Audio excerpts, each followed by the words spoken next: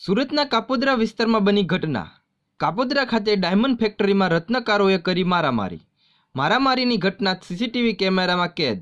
બે રત્નકારો વચ્ચે ઘંટી ફેરવવા બાબતે થઈ હતી બબાલ। બે ઈસમોએ મળી રત્નકારોને માર માર્યો। રત્નકારોને ઈજા પહોંચતા સારવાર હેઠળ ખસેડવામાં આવ્યો। કાપોદ્રા પોલીસ સ્ટેશને ગુનો નોંધી વધુ તપાસ હાથ ધરી છે। નીતિન જોશી, સુરત।